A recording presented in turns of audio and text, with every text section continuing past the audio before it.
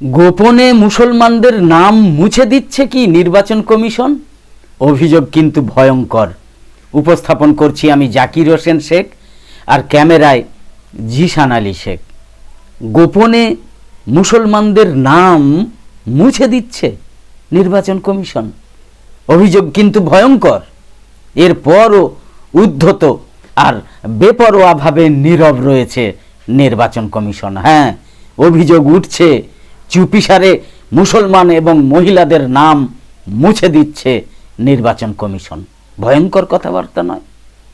বাংলার শাসক দল বারবার অভিযোগ করে এসেছে ভোটার তালিকার বিশেষ নিবিড় সংশোধনের মানে এসআইআর এর মাধ্যমে মুসলমান এবং মহিলা ভোটারদের টার্গেট করা হচ্ছে।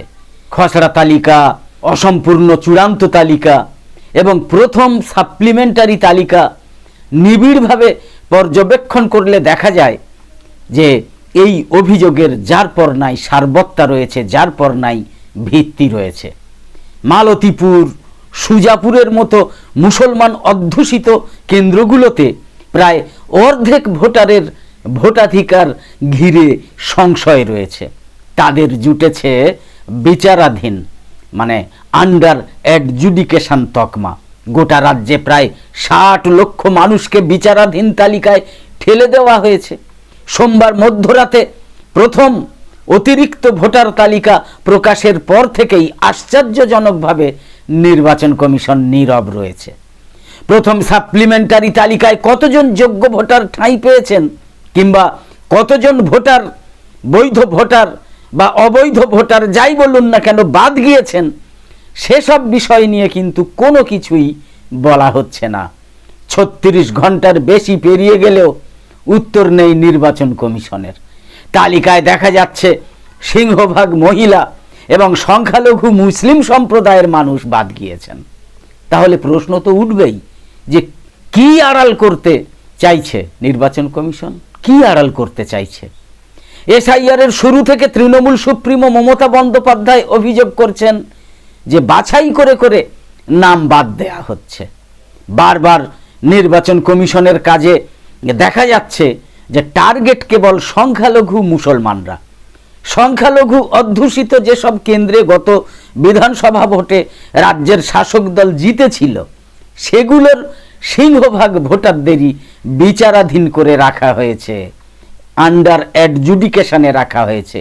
দিন যত এগোচ্ছে তৃণমূলের অভিযোগেই কার্যত সিলমোহর পড়ছে।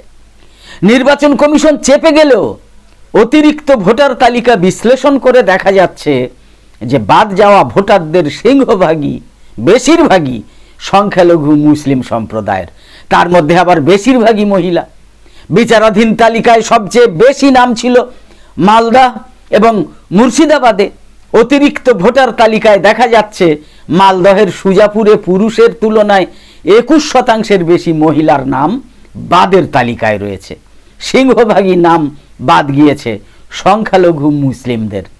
মালতীপুরে ৬৭.৪% বিচারাধীন মহিলা ভোটারদের নাম বাদ গিয়েছে, বেশিরভাগই মুসলিম। মুর্শিদাবাদের রঘুনাথগঞ্জে বিচারাধীন তালিকায় ছিলেন ১,১৫,০৮৭ জন ভোটার।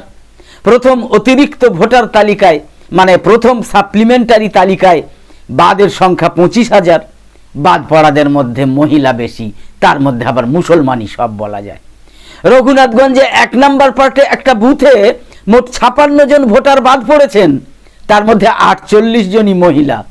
সুতি বিধানসভার ১ নম্বর পার্টের উল্লাপাড়া প্রাইমারি স্কুল বুথে বাদ পড়া বিচারাধীন ভোটারের ১৩৭ জনের সকলেই সংখ্যালঘু মুসলিম, সংখ্যালঘু মুসলমান, তার মধ্যে মহিলা ৭৮ জন।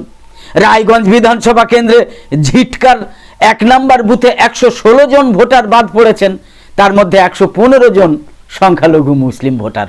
জঘন্য নয় এগুলো? উত্তর ২৪ পরগনার বসিরহাট উত্তর বিধানসভার ৫ নম্বর বুথে ৩৪০ জন বিচারাধীন ভোটার ছিলেন। তালিকা প্রকাশের পর দেখা যাচ্ছে সকলেরই নাম বাদ পড়েছে, আর সকলেই মুসলমান। ভাবা যায়? নন্দীগ্রামের মোহাম্মদপুরের ৬৩ নম্বর বুথে ৭৯ জন বাদ পড়েছেন, সকলেই মুসলমান, এর মধ্যে ৩৩ জন আবার মহিলা। কলকাতার এন্টালির ১ নম্বর বুথে বাদ দেওয়া ৮৪ জনের মধ্যে 54 জনই মহিলা। কেতুগ্রামে 79 নম্বর বুথে 368 জনের নাম বাদের তালিকায় ছিল। নাকাশিপাড়া মাঝের গ্রাম পঞ্চায়েতের 30 নম্বর বুথে 160 জনের নাম বাদ পড়েছে। হাসন বিধানসভার বাঁধখালা গ্রামের 456 জন সংখ্যালঘু মুসলিম ভোটারের নাম মুছে ফেলা হয়েছে। তার মধ্যে একটা বুথেই বাদ পড়েছেন 227 জন। কল্পনা করতে পারেন, সর্বত্র দেখা যাচ্ছে মুসলমানদের নাম বাদ পড়েছে। এই পরিসংখ্যান বলে দিচ্ছে যে মমতা বন্দ্যোপাধ্যায়ের শুধু নয়, যারা আমাদের মতো যারা অভিযোগ করেছিলেন যে মুসলমানদের বেছে বেছে বাদ দেওয়া হয়েছে, সেই অভিযোগ একেবারে 100% সত্যি। দক্ষিণ 24 পরগনা জেলার 128 নম্বর বাসন্তী তফসিল বিধানসভার 13 নম্বর পাটে মোট 1300 মতো ভোটার। আন্ডার অ্যাডজুডিকেশনে ছিলেন 478 জন ভোটার। কল্পনা করতে পারবেন না, ডিলিট হয়ে গিয়েছে 356 জনের নাম, আর সকলেই মুসলিম। 23 মার্চ মধ্যরাতে প্রকাশিত সাপ্লিমেন্টারি লিস্ট 1-এ নাম উঠেছে মাত্র 82 জনের। 478 জনের মধ্যে মাত্র 82 জন, বাকি 396 জনের নাম মুছে ফেলা হয়েছে, যারা সকলেই মুসলিম। আর বসিরহাটের একটা বুথে আন্ডার অ্যাডজুডিকেশনে থাকা 340 জনের মধ্যে আপনারা ইতিমধ্যে খবরে দেখেছেন, মূলধারার খবরে আপনারা দেখেছেন, মধ্যে 340 জনের নামই ডিলিটেড, মানে সবাই মুসলিম। সাপ্লিমেন্টারি লিস্ট প্রকাশের পর দেখা গেছে যে 100%-এরই নাম বাদ গিয়েছে। এমনকি ওই বুথের যিনি বিএলও ছিলেন তার নামও ডিলিটেড লিস্টে চলে গিয়েছে। বিএলও নিজেও মুসলিম সম্প্রদায়ের। 100%-এরই নাম বাদ। মোট ভোটার সংখ্যা ছিল 992 জন। শতাধিক ভোটার রাস্তায় নেমে বিক্ষোভ দেখিয়েছেন। এসআইআরে ভোটার লিস্ট নিয়ে তোলপাড় চলছে পশ্চিমবঙ্গে। এহেন পরিস্থিতিতেই বসিরহাটের ঘটনা নতুন করে বিতর্ক ছড়িয়েছে। বসিরহাট উত্তর বিধানসভায় একটা বুথ থেকেই একসঙ্গে 340 জন ভোটারের নাম বাদ গিয়েছে। এই নামগুলো বিবেচনাধীন ছিল। এই 340 জনই মুসলিম সম্প্রদায়ের, আবার বলতে হচ্ছে। এমনকি এদের মধ্যে রয়েছেন একজন বিএলও। কি বুঝছেন? ফলে নির্বাচন কমিশনের বিরুদ্ধে এই ভয়ঙ্কর অভিযোগ তো 100% সত্যি যে গোপনে গোপনে মুসলমানদের নাম বাদ দিচ্ছে নির্বাচন কমিশন, সম্পূর্ণ মোদির কথায়, সম্পূর্ণ অমিত শাহের কথায়, সম্পূর্ণ বঙ্গ বিজেপির কথায়, বিশেষ করে ওই খোকাবাবুর কথায়। তো আপনাদের মত কি? একদম শেষে বলি, আমাদের আজকের এই ভিডিওর বিষয়বস্তু ভালো লেগে থাকলে এই রকম আরও ভিডিও দেখার জন্য ইউটিউবে নোটিফিকেশান পেতে সাবস্ক্রাইব করে পাশের বেল আইকন অন করে অল সিলেক্ট করে রাখুন। আর ফেসবুকে ফলো করে আমাদের আরও নতুন নতুন ভিডিও বানাতে এবং লাইভ সম্প্রচারে উৎসাহিত করতে। কদিন লাইভ সম্প্রচারে আসতে পারছি না সময়ের অভাবে, তো যাই হোক, সেই লাইভ সম্প্রচারে উৎসাহিত করতে লাইক, কমেন্ট এবং বেশি বেশি শেয়ার করে সঙ্গে থাকুন। তো আপাতত শেষ করছি। কামনা করি সকলে সবসময় খুব ভালো এবং সুস্থ থাকুন, সাবধানে থাকুন। ধন্যবাদ।